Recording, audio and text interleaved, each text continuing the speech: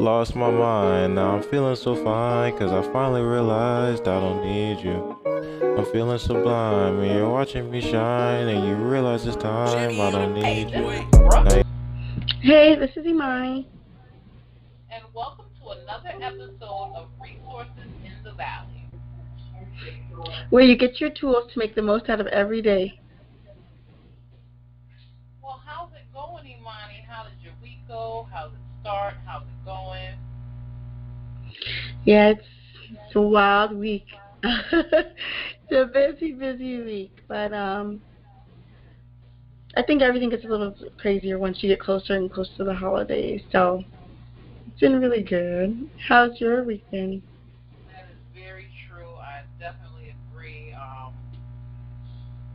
Happy Thanksgiving to everybody. Thanksgiving is in 2 days, so prepping, trying to pre-cook as much as possible. Uh, and yeah, I just we're here. We're at the end of the year. We're holiday time, and these next 5 to 6 weeks are gonna fly. So, well, our call to act, well, our last episode topic was purpose. We discussed what is the purpose of your business and what makes you want to sell the goods you sell, or the services you offer. Do you want to give any reflections on this, Imani? I I feel like I've just been in the same place for a really long time with that, but I think it's a good thing. One of the things I mentioned last episode was just about, like we talked about, building that foundation and not just doing things for the sake of saying you're doing them, or doing things without putting the proper channels in place to see it thrive. Um, so I think that's still where I'm at now, but I also think it's important to have that inner motivation, and you get that when you love what you do, when you have a community that supports you, and when you have the resources to really invest into it. That combination is what helps not only to bring some joy in fulfilling your purpose, but also makes it a longer standing thing. So that's how I'm doing so far. What about you? Well, one thing I will say, just as a response to what you just said, um, don't worry about being stuck in one position. There's pruning. There's pruning in that position. There's learning in that position. There's growth in that position.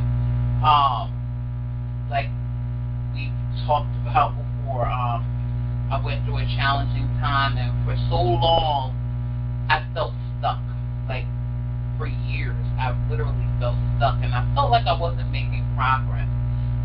However, now on the other side, where I'm starting to kind of move around and get things done, I'm starting to see like I needed that time. I needed that growth. I needed that pruning. You know what I mean? Like I needed the I needed to, dead ends to be cut away. Things like that. So there's growth in that. There's growth. There's learning.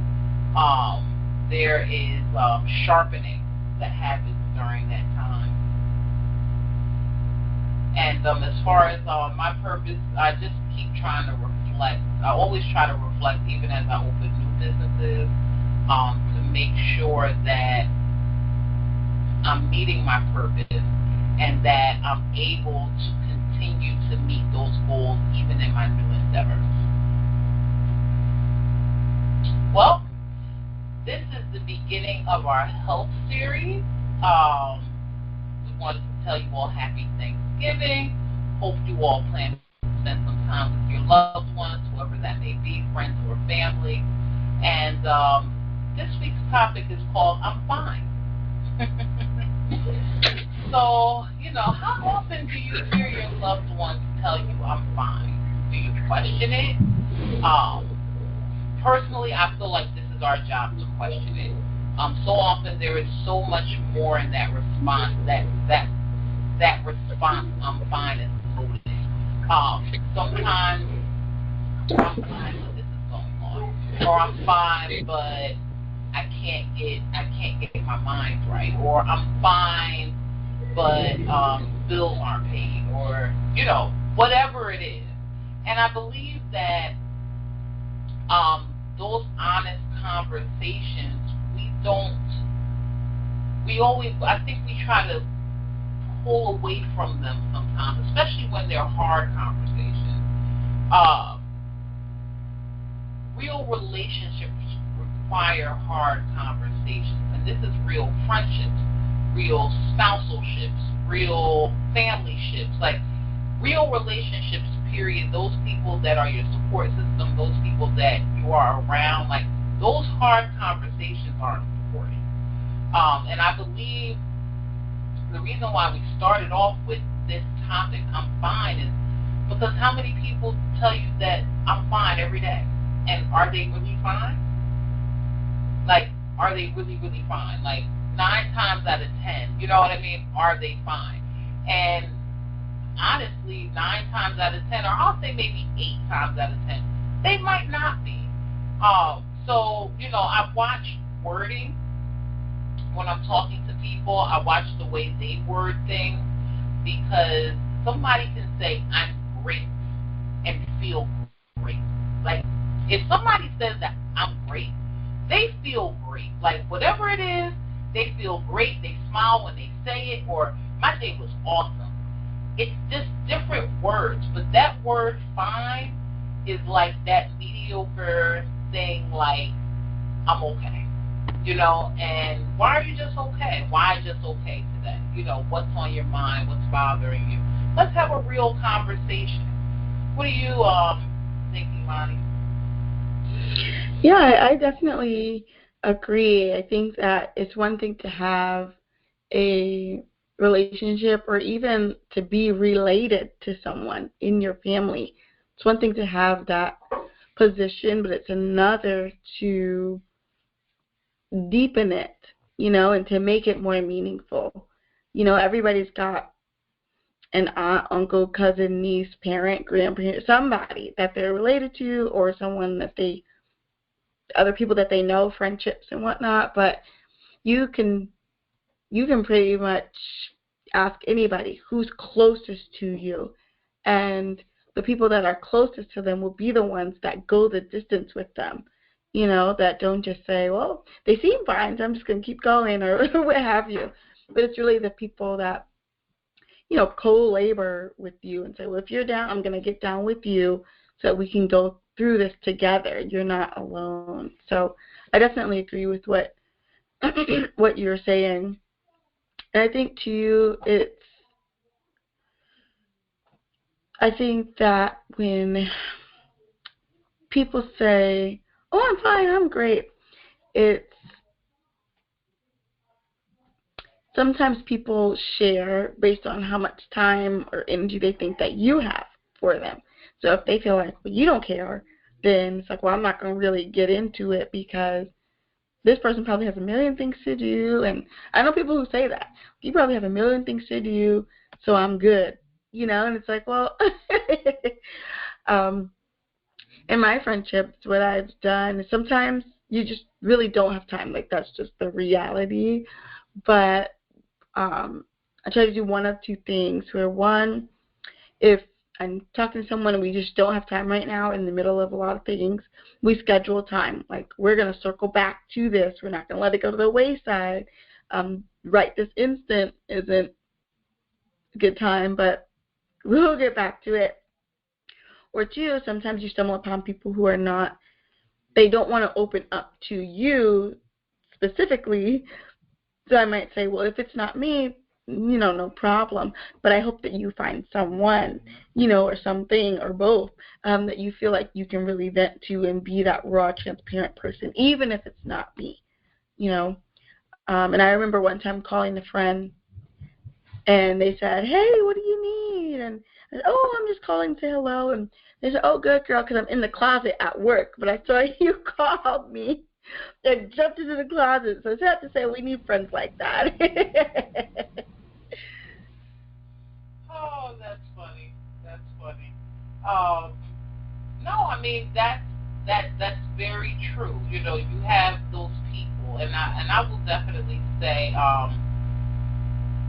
you have those people that will dig a little deeper. And honestly, for somebody who doesn't open up, like I don't open up a lot to a lot of people. I don't. I just feel like some things that are heavy, and I don't want to burden anybody else with the stuff that's going on in my life. But this podcast is really about getting over that phrase, I'm fine. And kind of opening up and giving yourself that leeway to deal with what you're really dealing with on the inside or mentally, you know, what's on your heart, what's on your mind. And this is the reason why it's called Resources in the Valley. When I had a troubling time, Imani, thank you very much, was one of the people that would be like, hey, why? Or, are you really okay? You know, and things like that. And she would kind of push me to open up sometimes, and I appreciate that because I needed that. I needed to sometimes, you know, talk about things, sometimes address things, sometimes just think about things out loud. Because we have so much stuff that's churning and churning and churning in our mind that sometimes we don't go through and really address or really deal with what it is that's on our hearts. And today we're going to discuss our steps. We're going to discuss the resources in the valley. We're going to discuss the steps that we take to make sure that we're okay every day. We want to the steps that we take to make sure that we're checking ourselves. The steps that we take to make sure that we keep that optimistic attitude.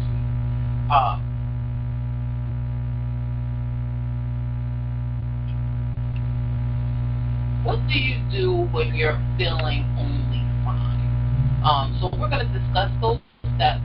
And how do you respond to people when they say this to you? So we're going to discuss all of these things. And we're going to get into the details of the resources in the valley and the steps that we take to get over the I'm fine. Yeah, absolutely. I mean, one thing that comes to mind for me is I had this teacher in high school, and their building was like 12 floors, and I think his class was on the 9th floor or something. So when he comes out into the hallway to go to the stairway, he would say, hey, how are you? He would see me standing there. Hey, how are you? And I would think about it, but the problem is that he would have been on floor number 7 or 6 by the time I say, I'm good. Because he's asking, how are you, as he's running, sprinting down the stairs. So, like, that experience is kind of how we are, you know, in day-to-day life sometimes. Did you want to chime in about that?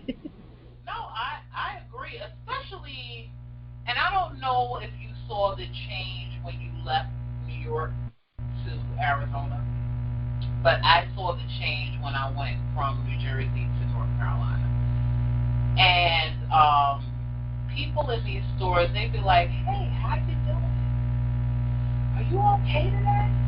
And I was not used to that at all. Like, it was honest. And I would say, I'm fine, you know, and I would keep it moving. But then I realized that these people really wanted to know, like, hey, are you okay, you know? And it was just a learning experience because I guess, unfortunately, we might be kind of used to people not caring, you know, or people just being focused on what they have going on, because this is a busy world.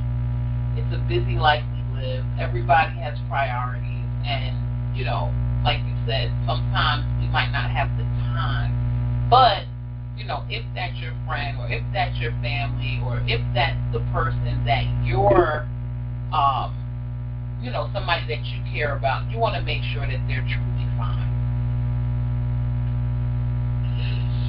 Yeah, absolutely. Another thing we talk about as well is just, I call it Christianese, but people say, hey, how are you? You say, oh, I'm blessed. I'm good. I'm highly favored. Can't complain. And I mean, those phrases sound good. In some circles, it might be the expectation for what your response would be. If you said, I'm horrible, someone might look at you crazy.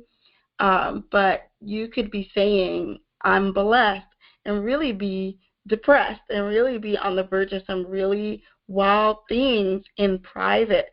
So, with Resource in the Valley, what we don't want to do is just glorify strength and holding it all together to the point where if you feel like you're falling apart, that you're not allowed to do that and to be that and to just say, this is where I am right now. So that's why every single week in different aspects we say, this is where I am right now. Hopefully to encourage you to feel like transparency and just being real, being honest, not always putting your best self on is an option for you here. This is a safe space. I agree wholeheartedly. Like, you have to know your safe spaces, and those safe spaces, you want to use them to your advantage, and you want to really make sure that you open up. You open up, you release. We all need to release. Everybody needs to release. We have people that are listeners. We have people that are talkers. But you do have to have that platform where you release. And I will just say thank you once again to Imani, because Imani did encourage me to write these things down while I was going through a tough time, because even in my tough time, I was trying to maintain that level of optimism. And that level of optimism will kind of help you pull through. So these are some of the daily activities we do to keep moving forward during tough times. And more often than not, we have a bunch of other things going on in life than the stuff that we need to focus on to push hard. So we're going to discuss 6 steps to keep yourself going. And the first thing is uplift yourself. Uplift yourself. Motivate yourself. Whatever picks up your spirit. I meditate. I like motivational videos. There's different, some people like working out. Some people like to, they might call a loved one. They might speak to a child in the morning. Whatever it is that you do to uplift yourself in the morning and make sure that you feel good and that you have a positive start for your day. And this doesn't even have to be in the morning. This could be any time during the day that you start to feel that weight. That's what you need to do. Uplift yourself. So the next step is work in your purpose. Working in your purpose gives you a good feeling. So, like I said, doing things that make you happy, doing things that utilize your talents. We just had a really great message Sunday about how the more you invest in something, the more you find fulfillment in life. So the 4 quadrants, so to speak, were time, talent,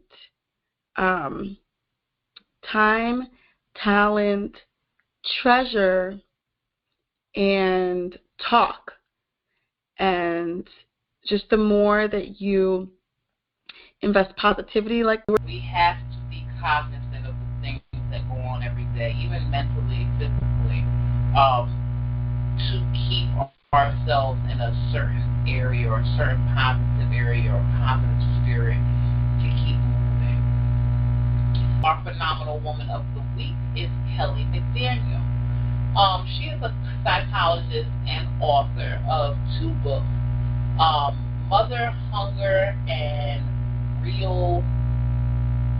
Okay, I lost it. Mother Hunger and Real Deal. I think it's called Real Ready to Heal. I'm actually reading the book her name and about the book on Red Table Talk, and I decided that it's something that I wanted to read. The one thing I will say about this book is it's very thorough.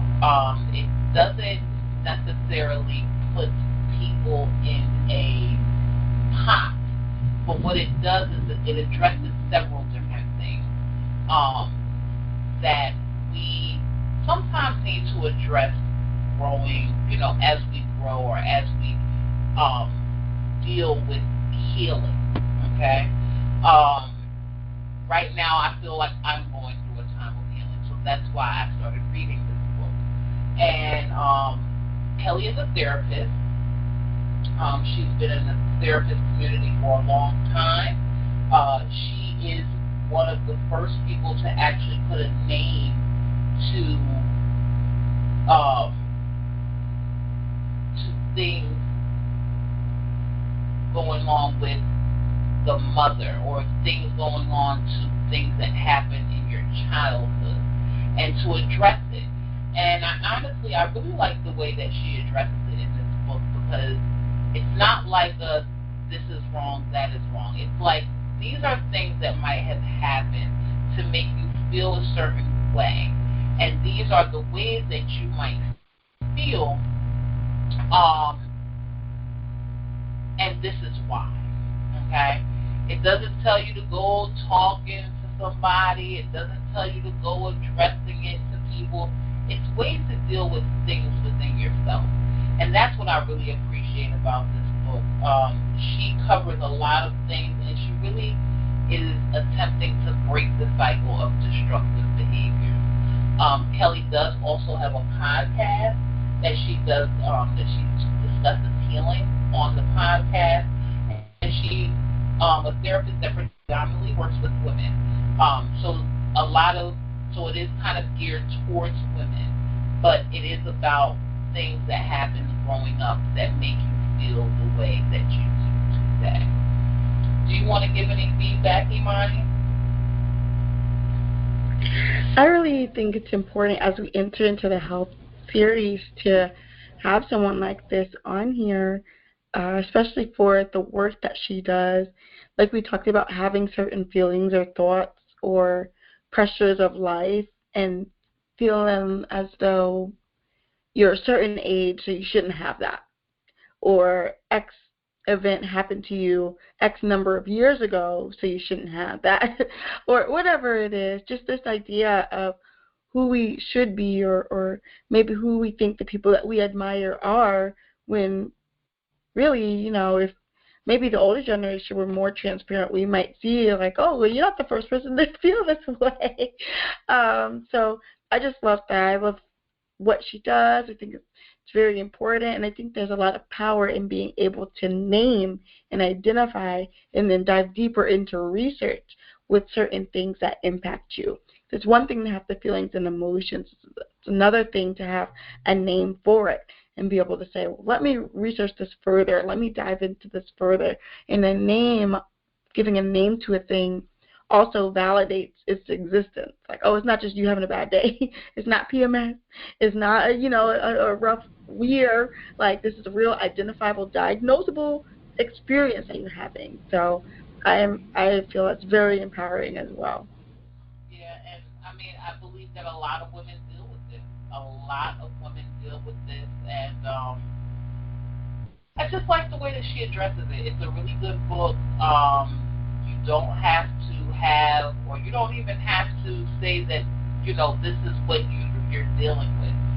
You might read the book and say, you know what, that might be me, or maybe that's why I feel this way about certain things. So, my thing is, even if this book isn't the book for you, there are books out there. There are books out there to help you feel better. There are books out there to help you dig a little deeper and learn a little bit more about yourself. So then that way you can move forward in a positive fashion and put your best foot forward. Because if we don't address ourselves, then we can't put our best foot forward in life.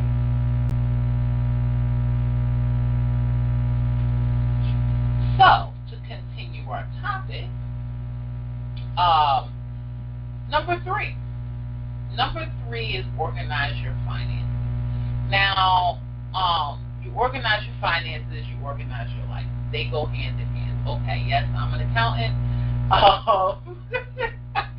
So I might be a little bit more comfortable with this subject than most people. However, something I recently posted on my accounting business page was it was Talk Money Day, and it was talking about not talking money just to talk about money, but talk about money to address the real life challenges in life, the real way that we earn money, the real way that we save money, the real way that we use money.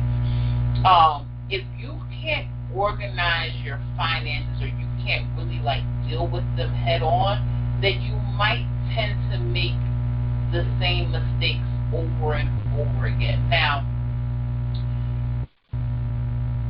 yes, you do need to organize your finances. Yes, it's going to help you organize your life. However, don't do this if it's going to cause stress. Our goal is not to stress. Our goal is to be at ease. So, yes, you do need to do this. You need to look for ways, review the way you spend, review the way you save, review the way you invest. However, do it in a positive way. You don't have to be hard on yourself, but be aware. What do you think, Imani? What do you do to organize your finances? I just pray really hard every time I drive past Chick-fil-A. God, no. Help me ignore the smell. Please block my nostrils. Whew. Reroute my traffic. Oh, God. It comes through the car window and the AC is just not right. I seriously do that, and most of the time it works. Sometimes I'm like, I'm not going to win this battle today. Let me just pull in. But one thing I have noticed when it comes to both life and finances is the way to start is by identifying it and saying, I'm going to face this. I'm going to look at this. I'm going to look into it. I'm going to pull the statements. I'm going to I'm not going to hide from my own spending habits or even my own life habits. Like, I'm running late all the time, and it's so easy to just say, if that's you, oh, well, it's traffic, or it's this, or it's that. But no, there's a pattern that could be occurring. And so, I don't typically run late, but there are things I'd like to do before I start work, for example, that I need extra time for. So one way I might do that is, one good thing about looking into something is that solutions present themselves when you look into it further. It's kind of like when they say darkness doesn't last long when you cast light on it, talking about when you share darkness that you're feeling and you shed light on it and you let a community in on what you're facing, all of a sudden the darkness just goes away. And the same thing is true for your life, where if I have the issue with having extra time in the morning and I look further into it, I might see maybe I could buy myself more time in the morning by what I prepare at night, or what I prepare on Sunday. Can I do it through meal prepping? Can I do it through taking all the clothes out? So I'm not looking for a missing sock at 5:30 in the morning that you find when you get home that evening, of course. So I'm not venting, but but yeah, when you look further into it, you might see there are ways that you can save yourself time or just help your future self out by preparing before you get to that point. You're going to get to that point. You go to work every day, every single day. So can you prepare the night before or what have you? So that's my thing. No, it's so true. Preparation is the key to life. We always pull out these Bible verses and things like that, and we take them. Sometimes we take them for granted, but it's true.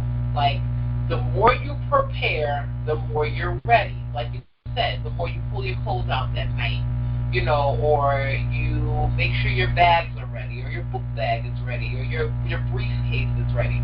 You can move out the door swifter in the morning. You can maybe stop and make breakfast instead of going to buy it. Like, it's the things that you do and that you kind of identify that, this is what I do and this is what it costs me. And do I still want to have this expense on my plate?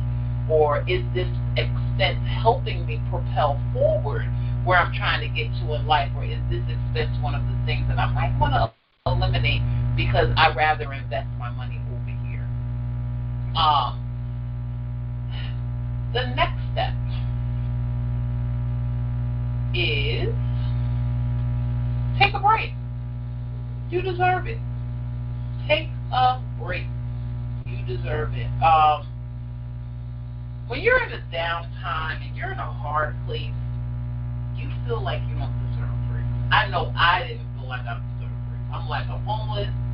I gotta. Like, I have to find a way out. And I felt like I didn't deserve breaks. Like, honestly, I felt like I didn't deserve a break. However,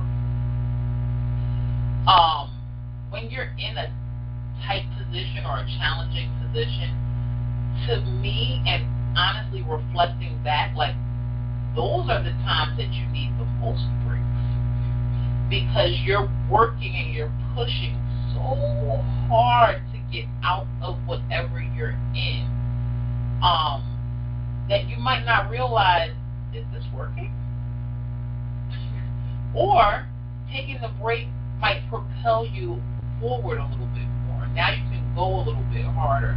Or taking a break might allow you to think and assess and address and refocus or realign what you're doing, or pivot to something else because this works better than what I'm currently doing. So taking a break, number one, recharge you mentally, recharge you physically, recharge yourself spiritually. Yes, absolutely. Something that sticks out to me is we need clarity. You can't afford to not have it.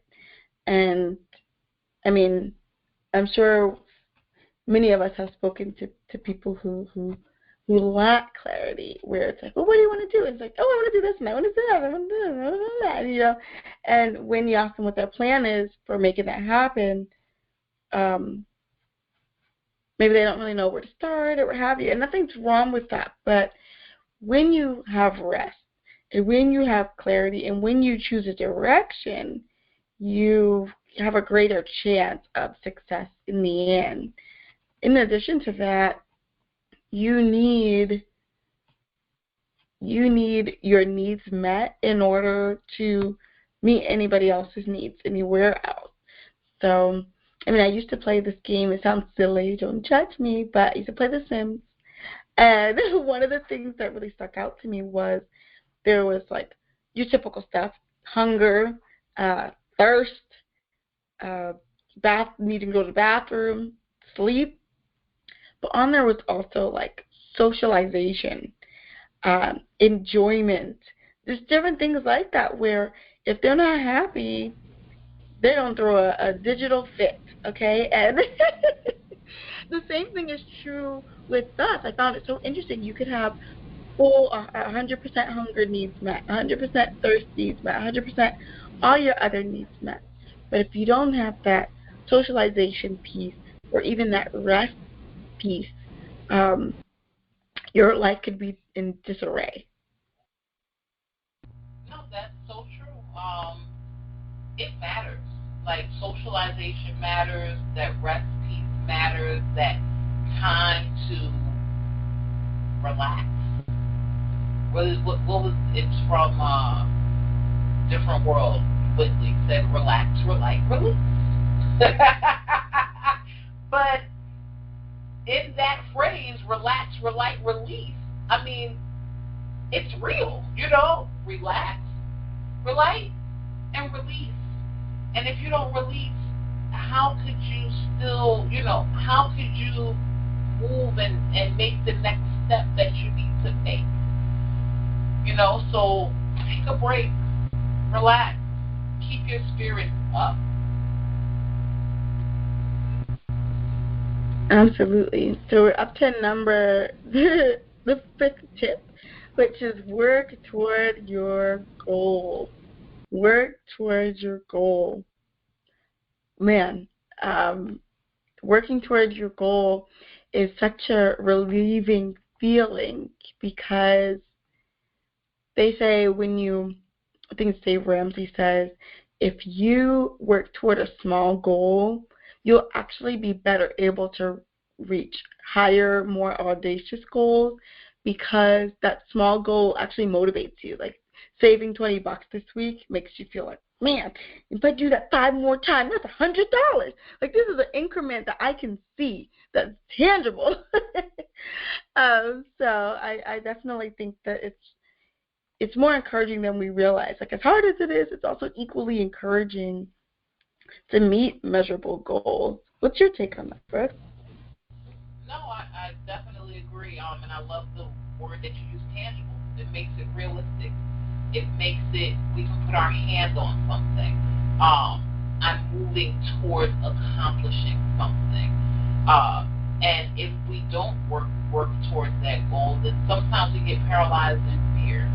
And unfortunately, that paralyzation of fear actually draws you back and draws you away from your goals more than it does pushing you toward your goals. So even if it's one thing, even if it's a phone call, even if it's a conversation, it can be 5 seconds of, this is what I did towards my goal. You know what? I made a phone call. You know what? I did research today.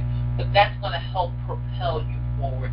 And honestly, this whole focus is getting through the valley. So in order to get through the valley, you need to do things to propel yourself forward on a daily basis.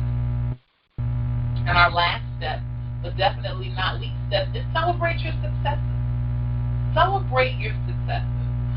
One of the things that I do in my daily routine is 5 things that I've completed for the day.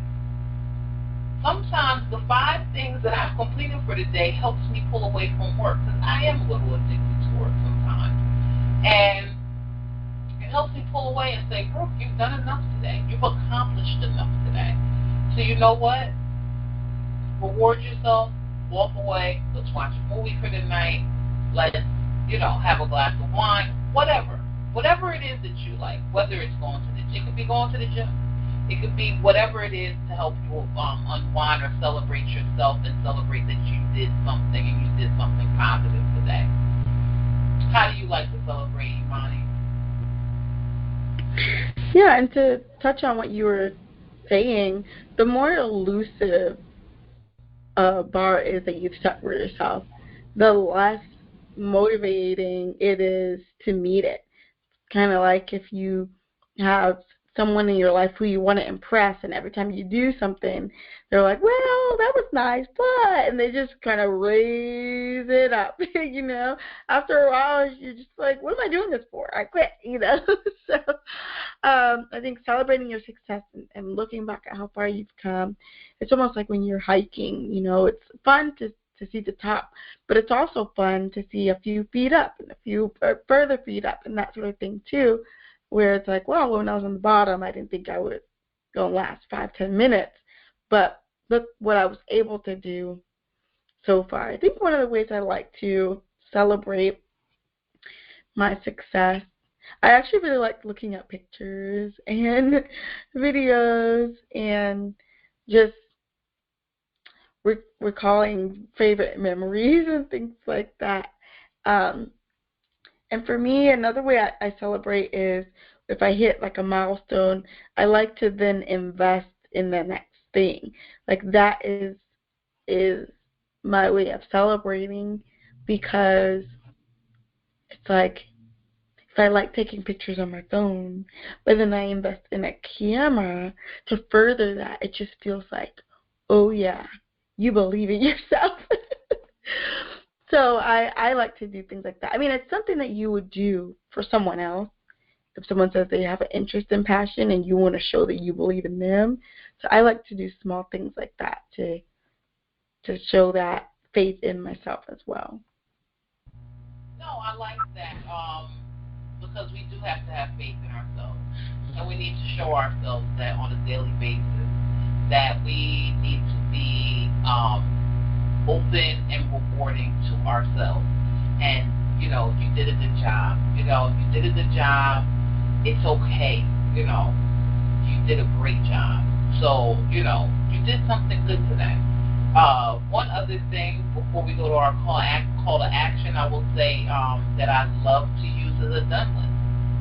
A done list. I like checking things off, or I like crossing things out, because I just feel like this is done. This is accomplished. This is behind me, and I can move forward. So identify ways that you all can do these 6 steps in your everyday life. So the first step was uplift yourself. The second step is working your purpose. The third step is organize your finances. The fourth step is take a break. The fifth step is work towards your goal. And the sixth step is celebrate your success.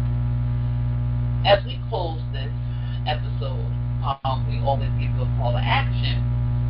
And we want you to ask yourself 2 things.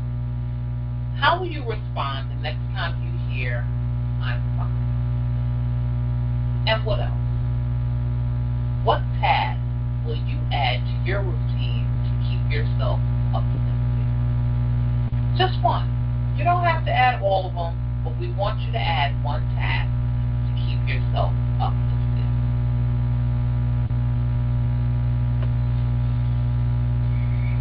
Yes.